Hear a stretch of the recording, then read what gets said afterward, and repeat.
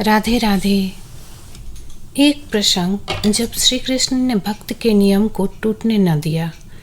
एक बार एक सेठ भगवान श्री कृष्ण का परम भक्त था।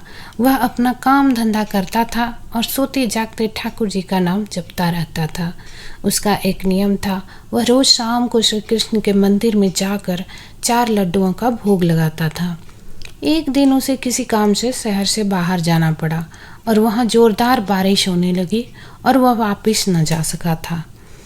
वहाँ भी वह ठाकुर जी को ही याद कर रहा था। कुछ समय परेशान रहा कि आज मेरा भोग लगाने का नियम टूट जाएगा। फिर उसने मन में कान्हा जी से कि मैंने अगर सच्ची भक्ति की है तो मेरा नियम न टूटने देना, और वह कान्हा जी का नाम लेते लेते सो जाता है। अगले दिन वापस आकर मंदिर जाता है। दुकान से प्रसाद में 4 लड्डुओं को लेता है और दुकानदार को पैसे देता है। दुकानदार उस सेठ से कहता है, आपके कल के पैसे भी रहते हैं सेठ जी। यह सुनकर वह हैरान रह गया।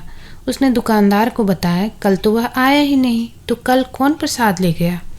दुकानदार ने उन्हें बताया, कल एक छोटा सा लड़का बांसुरी पकड़े हुए आया और उसने कहा कि 4 लड्डू दे दीजिए, सेठ जी के खाते में इसके पैसे लिख देना। यह सुनते ही सेठ जी की आंखों से आंसुओं की धारा बहने लगी। उसे याद आया कि उसने कल कान्हा जी को याद किया था और कहा था कि ठाकुर जी, मैं तो नहीं आ सकता, पर आप तो किसी को भोग लेने भेज सकते हैं। दुकानदार ने पूछा, सेठ जी क्या हुआ। सेठ जी ने उसे दुकानदार को सारा प्रसंग बताया तो दुकानदार सेठ जी के पैरों में गिर गया। आपकी सच्ची भक्ति के कारण मुझे ठाकुर जी के दर्शन हुए। ठाकुर जी ऐसे ही हैं, जो उनकी सच्ची भक्ति करता है उसके काम संवारने ठाकुर जी स्वयं आते हैं। प्रेम से बोलो जय श्री कृष्ण।